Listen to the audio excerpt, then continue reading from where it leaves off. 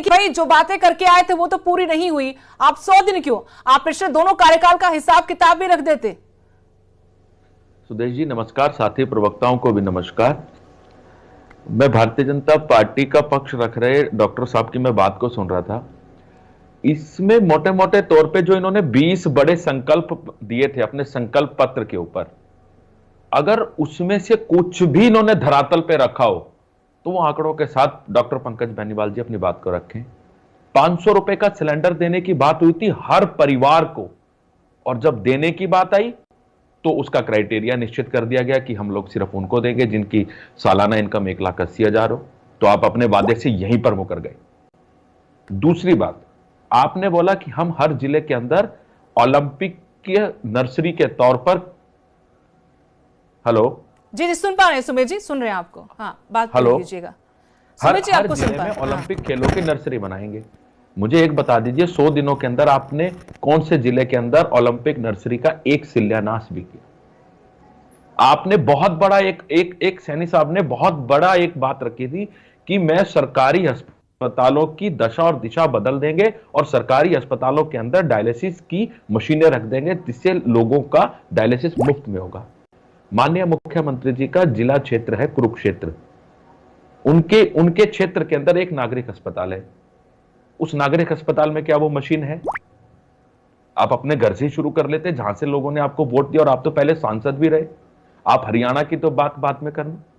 उसके बाद इन्होंने एक वादा किया था कि अव्वल बेटी योजना के तहत हम जो हमारी बेटियां अव्वल आएंगी उनको स्कूटी देंगे। मुझे बताओ कितने 100 दिनों के अंदर कितनी स्कूटियां दे दी है, या कितनी अव्वल बेटियों को आप लोगों ने चिन्हित कर लिया कि इन बेटी के लिए हम कुछ करेंगे? आपने किसान की बात करी।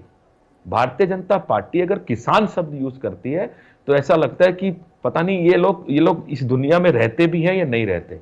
किसानों के ऊपर लाठी चार्ज करने वाले, निहत्थे किसानों के ऊपर गोलियां चलाने वाले, किसानों को आतंकवादी तक कहने वाले भारतीय जनता पार्टी के लोग ये कहते हैं कि हम लोग किसान हितैषी देश हैं। इन्हीं की पार्टी के नेता ने कहा था कि मेरी तपस्या में कमी रह गई थी, मैं वो काले कानून वापस ले लेता हूं। और आज भी देख लो हरियाणा के बॉर्डरों को कैसे सील कर रखा है। वो किसान, वो अधेड़ उम्र का वो किसान, वो जाबाज किसान आज वो अनशन पे बैठा है, लेकिन इनके कानों पे जू नहीं रेंग रही। देखिए सुमेश, जिसको लेकर बीजेपी ये भी तो दावा करती है कि जो किसान बैठे अनशन पर, आमरण अनशन कर रहे हैं या फिर विरोध प्रदर्शन कर रहे हैं, कि वो हरियाणा के किसान है ही नहीं। हरियाणा के किसानों को 24 फसलों पर एमएसपी की बात कर रही है बीजेपी सरकार की, एमएसपी दे रहे हैं। आज तो बकायदा उन 24 फसलों के नाम भी गिनवा दिए, क्योंकि कांग्रेस की तरफ से लगातार ये आरोप लगाया जा रहा था कि 24 फसलें होती नहीं है।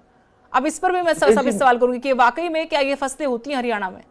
सुदेश जी, आजादी के इतने सालों के बाद एक ऐसा पहला दल आया भारतीय जनता पार्टी जो ये तय करता है कि कौन किसान है, कौन मजदूर है, कौन क्या नहीं। मतलब जो भाजपा की हाँ में हाँ मिलाएगा वो तो किसान है, और जो भाजपा के सामने खड़ा हो जाएगा ना वो किसान है, ना वो नौजवान है, ना वो कर्मचारी है, ना वो कोई व्यक्ति है, ना वो है।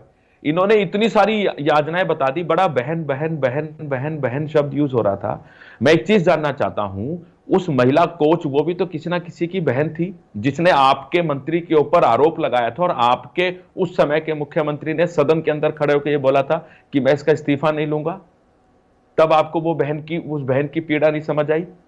हिंदुस्तान का सम्मान, हिंदुस्तान का मान सम्मान, हमारी पहलवान बेटियां, वो भी तो किसी की बहन थी। जब उन्होंने आपके मंत्रियों, आपके नेताओं के ऊपर आरोप लगाया तब आप बिल्कुल चुप रहे। आज आप कहते हो कि हम लखपति दीदी बना देंगे। अरे आपने दीदी को शोषण होने से नहीं बचाया, आपने दीदी की आवाज को मजबूत नहीं करा, आपने दीदी की आवाज के साथ आवाज मिला के दोषियों को सजा नहीं दिलवाई। आज आप कहते हैं कि हम लखपति दीदी बना देंगे।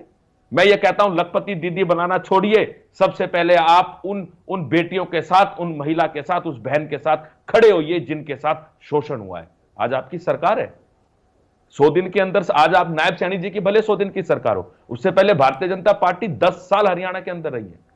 अगर हरियाणा के लोगों ने आपको मौका दिया, चाहे भले किसी राजनीतिक दल की वजह से मौका दिया हो, लेकिन आपको अपनी जवाबदेही तय करनी पड़ेगी। और आपने बोला कि हमने 18 संकल्प पत्र हमने पूरे कर दिए। उन 18 में से एक तो बता दो जो आपके इन 20 संकल्प पत्रों में लिखा हो। मैं तो लेके बैठा हूं, एक तो बता दो। बता दें, इसके अंदर जवाब ले लेते हैं। मैं तो आना ही वाली थी आपके पास, क्योंकि बहुत लंबी फहरिस्त है और बार बार